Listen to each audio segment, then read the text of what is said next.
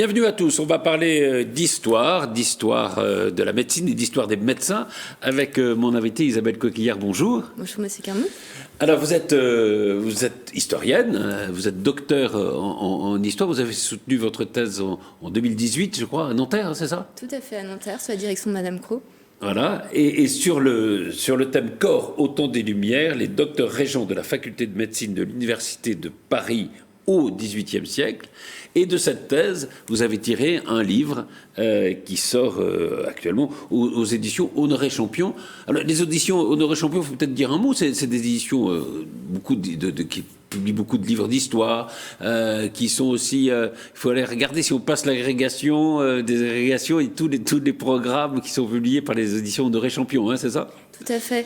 Puis là, c'était dans la collection dirigée par Madame Jacquard, qui elle-même a fait de nombreux travaux en histoire de la médecine. Donc j'étais particulièrement attentive, oui, et touchée à qu'elle accepte en fait cette publication et cette relecture aussi. Il y a beaucoup de différences entre la thèse et le livre qui sort?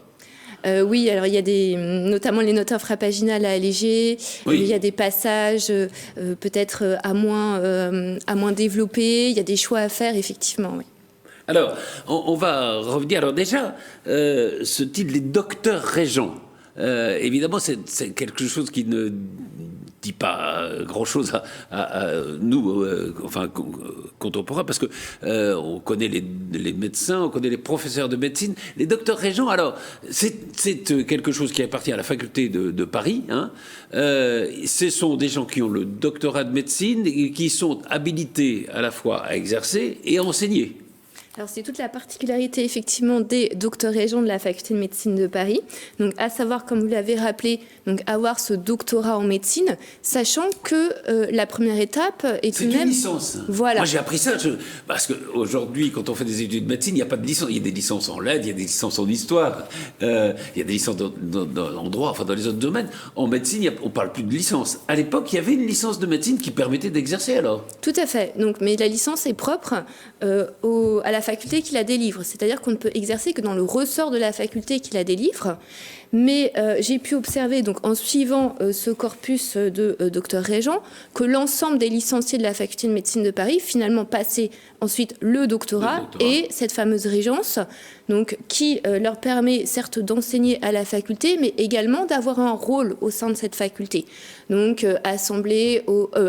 participer aux assemblées de médecins, prendre des décisions, accéder aussi aux fonctions de doyen. Oui, pardon. Est-ce qu'on pourrait comparer ça aux agrégés de médecine d'aujourd'hui, ou est-ce que c'est différent? Non, il y a des similitudes, effectivement, du fait de cette capacité à enseigner. Enseigner et exercer. Et alors, il y a quelque chose qui m'a surpris, parce que c'est extrêmement moderne quand même, c'est qu'ils sont contraints à ce qu'on appelle l'auto-formation, c'est-à-dire ce qu'on appelle aujourd'hui la formation permanente. Oui, tout à fait. Alors ça, on le constate à travers l'évolution de leur bibliothèque. Donc on peut observer justement les publications les plus récentes qui sont intégrées. Ils ont des livres, c'est incroyable la bibliothèque qu'ils ont. Alors la bibliothèque est un instrument de travail qu'ils consultent régulièrement lorsqu'il s'agit justement de rédiger des ordonnances, de conseiller différents remèdes. Donc cette auto-formation, elle passe également par des échanges entre eux. Donc entre médecins, notamment en France, mais également à l'étranger, puisque les docteurs régents sont membres de sociétés de médecine fort diverses, effectivement, de l'ensemble de l'Europe. Également la société londonienne, qui est fort réputée. Et ils produisent aussi des comptes rendus d'ouvrages. Ils s'intéressent également aux topographies médicales, sachant que eux ne les rédigent pas, mais les lisent et les valident au sein en fait de la Société royale de médecine. Donc ça après 1775. Alors, il faut peut-être dire à quelle période s'étend votre recherche. Ça part de 1706. 1706, pourquoi? Parce qu'il y a un décret qui organise un peu la médecine, hein, c'est ça? C'est ça. Alors, c'est décret royal, enfin. Voilà, c'est l'édit de Marly de 1707. L'édit de Marly, voilà.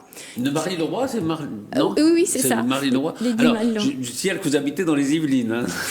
Voilà. Donc, c'est un décret qui est pris voilà, à Marly Leroy. À Marly Leroy, effectivement, qui est pris par le roi et qui réorganise en fait les études médicales. Alors quand je dis qu'il les réorganise, en fait, le roi va calquer cette organisation sur ce qui se faisait à la faculté de médecine de Paris. Donc, en rappelant un certain nombre d'obligations en termes d'enseignement, mais également l'un des devoirs des docteurs régents qui est de lutter contre les charlatans, les empiriques ou les illégaux. Parce que les trois termes... Il y a le grand ennemi, c'est les charlatans, hein, c'est ça. Parce que au fond, avant ce décret... tout le monde peut pas s'installer comme docteur, enfin comme médecin, mais on peut aller voir des gens qui n'ont aucun diplôme, on ne sait pas très bien qui on va voir, non, c'est ça? Alors, la question du charlatanisme, hein, je reprends un mot du XVIIIe siècle, c'est le mot qu'on emploie, hein, est une question fort complexe, puisque les docteurs régents, en fait, sont en proie à deux logiques. Donc, la logique corporative qui est de ne pas s'allier avec ces charlatans, et puis la logique individuelle, la logique professionnelle, qui est aussi de composer avec ces charlatans, sachant que le marché du soin médical est extrêmement concurrentiel. Donc pour plaire aux clients, il va falloir s'adapter tout en respectant et la doctrine de la faculté et cette logique, on va dire, commerciale pour se garantir la clientèle. D'accord. Donc voilà, ça c'est l'édit de 1707 Marly qui organise donc la profession médicale. Et puis la fin de votre étude, c'est 1789. Alors on voit à peu près pourquoi. Et ce qui va aboutir au fond en 1792 à la fin des corporations. Est-ce que les médecins c'est une corporation ? Ah oui, les médecins sont une corporation, effectivement, qui ont des statuts reconnus par le Parlement de Paris. Et les médecins sont justement très précautionneux et très attentifs au respect de ces statuts, qui leur garantit une certaine suprématie, puisque le but des docteurs régents, c'est quand même de rester au sommet de la hiérarchie médicale, sachant que nous avons donc les médecins, les chirurgiens et les apothicaires. Puis il y a aussi une concurrence avec la faculté de médecine de Montpellier. Oui, les deux grandes facultés de médecine de l'époque, c'est Paris et Montpellier, c'est ça ? C'est ça. C'est ça, et on retrouve en fait cette concurrence, elle s'exprime aussi au niveau du choix du premier médecin par le roi, qui lui tente justement de tempérer et de valoriser à certains moments telle ou telle faculté. Est-ce qu'il y a d'ailleurs des grands noms de la médecine au XVIIIe siècle ? On n'a pas l'impression que c'est une période de découverte énorme en matière médicale. Mais alors, peut-être que je me trompe, non ? Non, effectivement, les découvertes ne sont pas flagrantes. En revanche, il y a beaucoup de gestes pratiques. Alors quand je dis gestes, c'est plutôt de relations avec la clientèle qui se mettent en place. Tout ce qui va être système de visite, de consultation. Mais peut-être qu'on y reviendra au cours de notre entretien, donc les types de consultation. Il y a des choses assez étonnantes, notamment qu'on peut consulter à plusieurs. Bon, voilà. On verra tout à l'heure ça. Il y a également justement la promotion de nouveaux remèdes. Tout à l'heure, donc, vous me demandiez à propos des grands noms, nous avons Fagon.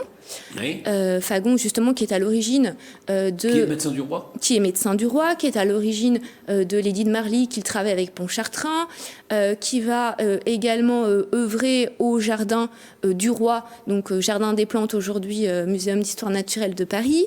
Il y a également Fourcroy qui est un grand chimiste qui va également avoir un rôle extrêmement important auprès de Napoléon Bonaparte puis Ier. Alors Portal n'est pas docteur régent, mais a des liens avec ce milieu également.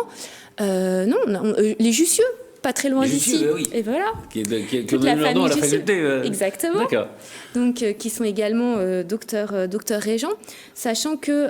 Il faut dire que dans votre livre, d'ailleurs il y a la liste à la fin, vous avez étudié combien ? 460... Alors presque 460. En fait, il y a 457 docteurs régents. 457 docteurs régents, c'est incroyable.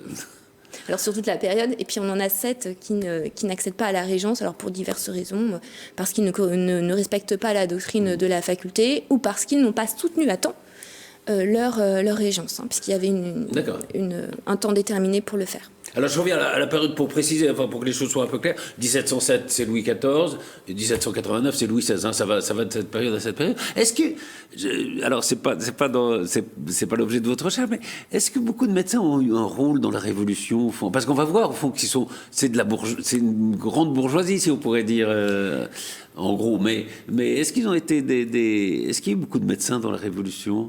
Guillotin. On en vient Guillotin, aux médecins célèbres, voilà. Donc Guillotin qui participe justement aux réflexions de l'Assemblée sur la santé. Donc Fourcroy, j'en ai parlé tout à l'heure, qui va devenir effectivement, qui va œuvrer en tout cas à la mise en forme de l'université. Là me vient Guillotin. Oui, d'accord. Oui, dans ceux qui sont connus, qui ont participé à la Révolution. Alors, pour revenir à la médecine, il y a une doctrine, il y a deux doctrines. Il y a la doctrine hippocratique, à l'époque, pour savoir à peu près. C'est-à-dire, la doctrine hippocratique, c'est la théorie des 4 humeurs, c'est ça? C'est ça. Donc les 4 humeurs, notamment le sang, la lymphe, la bile noire et la bile jaune.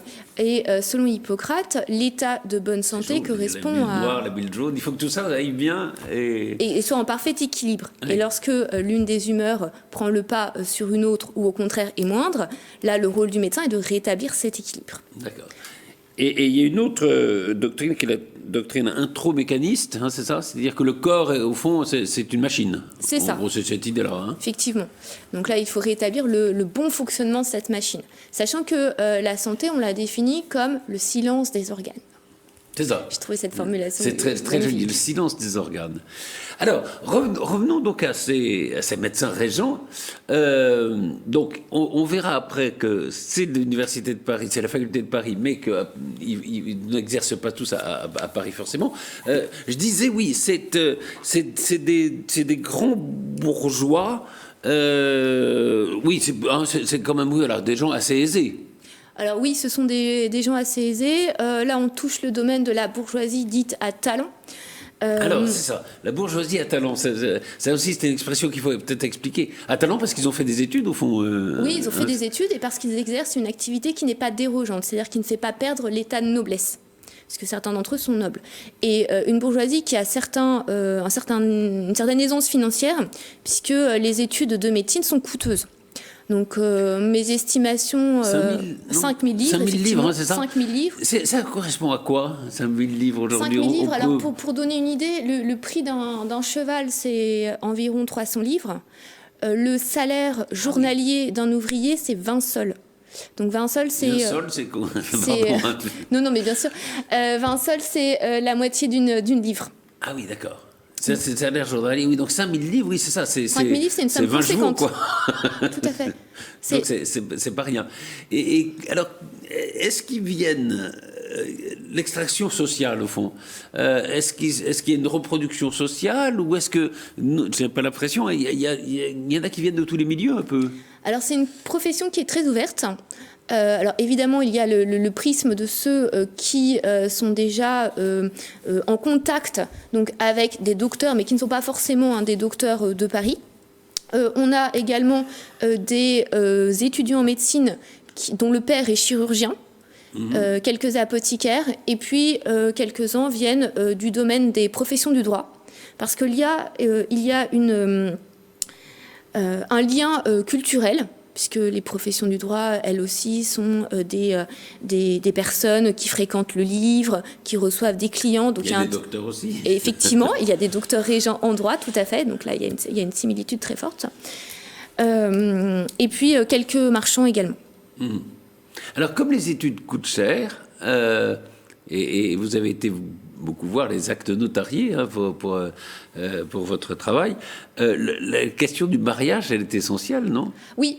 Alors effectivement, la question du mariage est très importante puisque j'ai pu observer, grâce donc à ces contrats de mariage, en travaillant sur la constitution des dots, c'est-à-dire des apports au mariage des futurs époux et épouses, que souvent la dot de l'épouse est utilisée justement pour financer ses études parisiennes. Parce que souvent, il se marie après avoir déjà obtenu un doctorat dans une faculté de province, notamment Reims et Orange, où il était, on va dire, plus simple d'accéder donc à ce statut de docteur. Mais pour exercer à Paris, il faut absolument avoir le diplôme parisien. Et donc, ça coûte cher, et donc, voilà, on se marie, souvent, on fait des mariages pour avoir la dot, et qui permet de faire ses études, de s'installer aussi. Parce qu'après, il y a des cabinets, au fond. Alors, il y a ce que j'ai appelé dans le livre le cabinet bibliothèque. Voilà. Donc, c'est une pièce de l'appartement qui est complètement immobilisé. Voilà, on a un appartement ou un hôtel, enfin, je ne sais pas. Et c'est dans le lieu où on habite qu'il y ait une pièce réservée à la médecine, à la consultation, à l'exercice du métier. Voilà, le domicile a une double fonction, domicile résidentiel et puis domicile comme effectivement lieu de l'activité.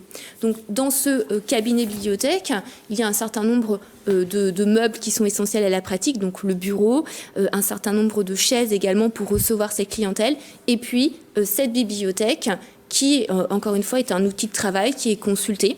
Alors, pas en présence du malade, évidemment, puisque ça crée quand même une...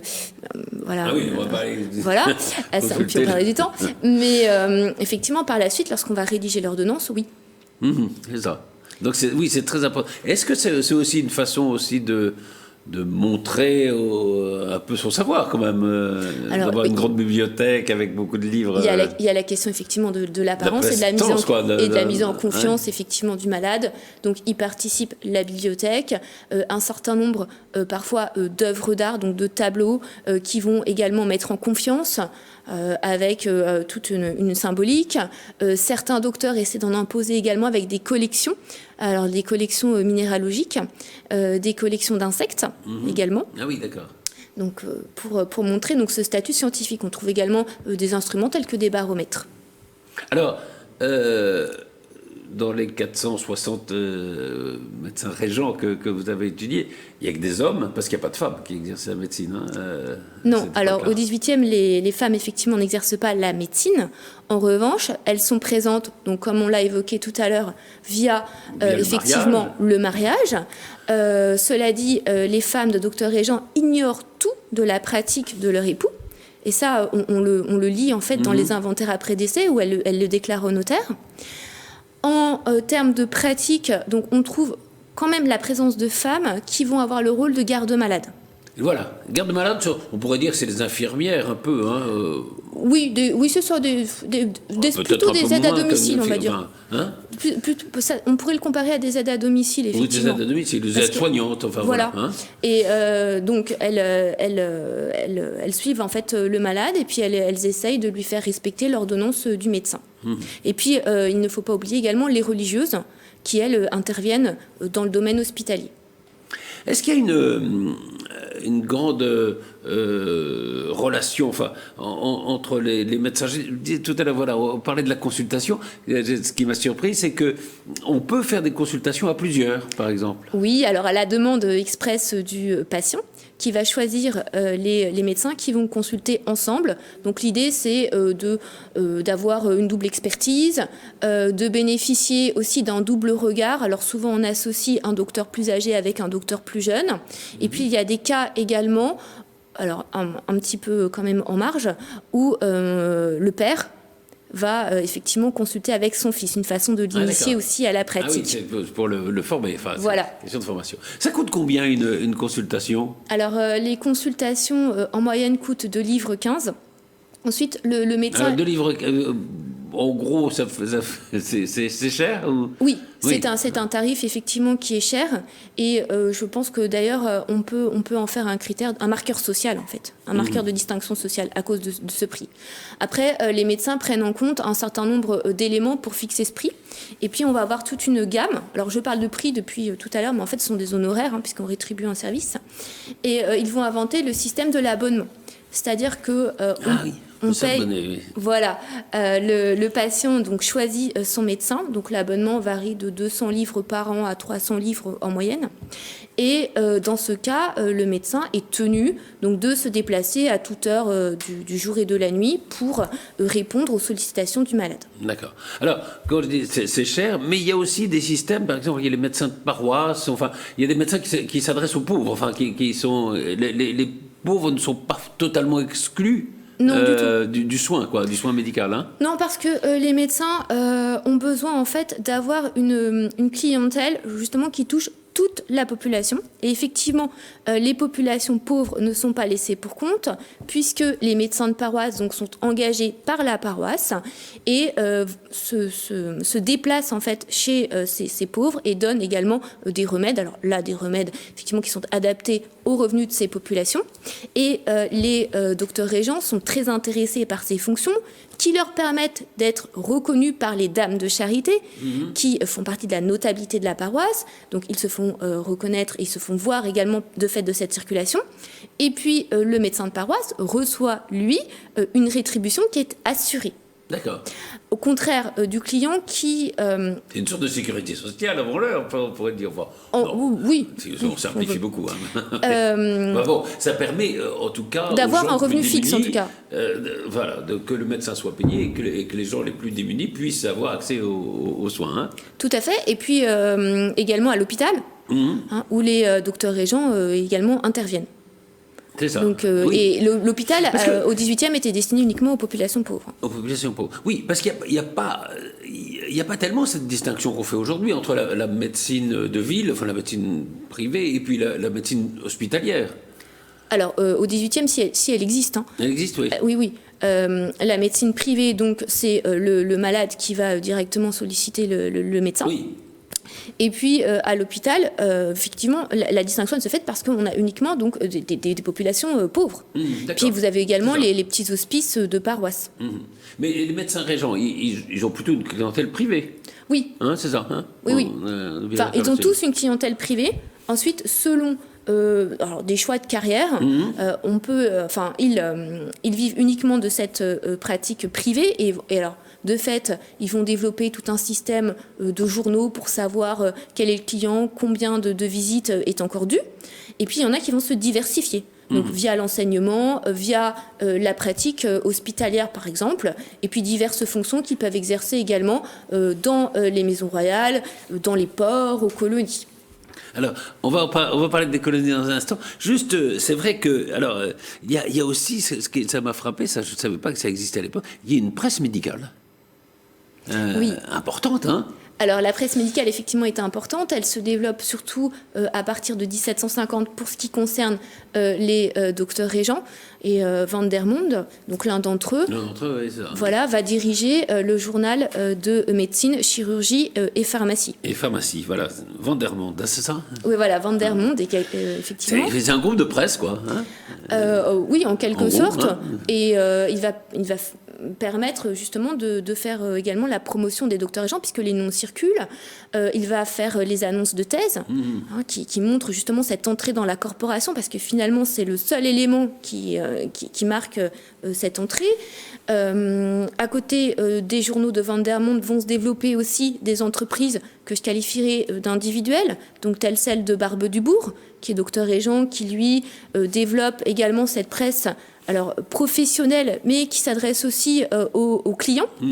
Et il lance même un petit concours avec ses lecteurs profanes, donc qui ne sont pas des professionnels, en leur demandant de découvrir certaines plantes qu'il va décrire. Donc il y a un jeu comme ça de correspondance.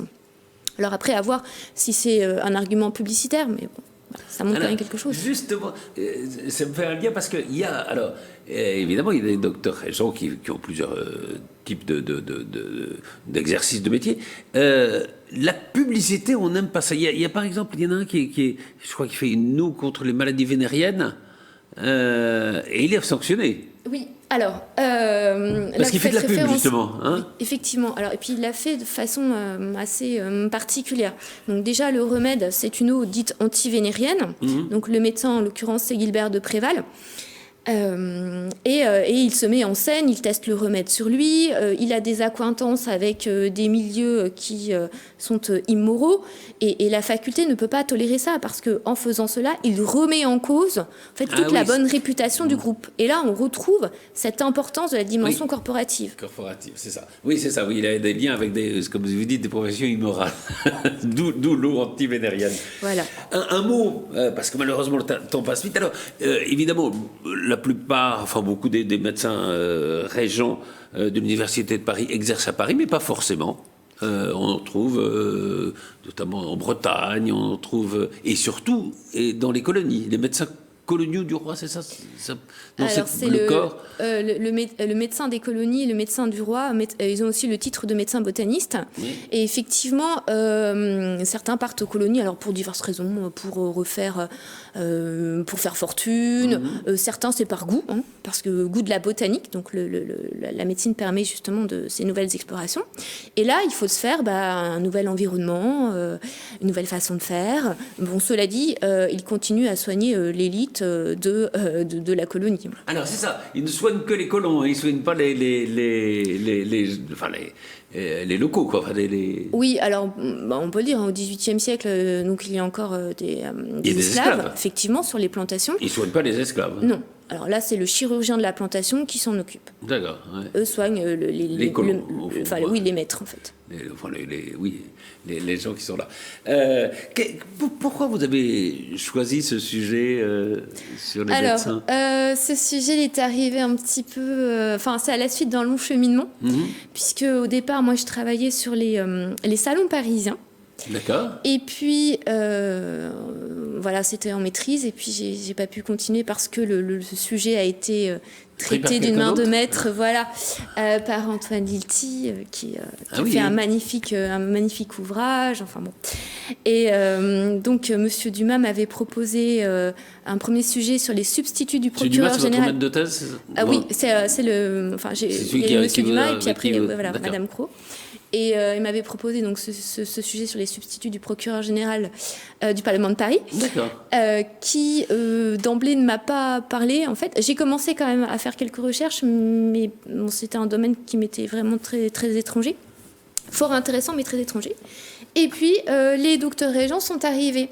Et effectivement, au départ, j'ai eu moi aussi ce premier réflexe de me dire, mais docteur régent, médecin, quel est le lien ? Exactement. Pourquoi régent ? Exactement. Et là, l'almanach royal m'a beaucoup aidé à comprendre justement de quoi il retournait. Alors, le livre est absolument passionnant. Et d'abord, on découvre énormément de choses. On découvre comment, au fond, est né. Et puis, alors, il y a aussi les sources que vous avez été voir. Alors, il y a le minutier central des notaires, hein, notamment. C'est quoi le minutier central des notaires ? Alors, c'est aux Archives nationales de France, donc le site de Paris, donc le 40, où l'on trouve un ensemble d'actes notariés, donc notamment ces contrats de mariage, les inventaires après décès, qui ont été une mine de renseignements, effectivement, sur l'aspect social du groupe, mais aussi sur ses pratiques professionnelles.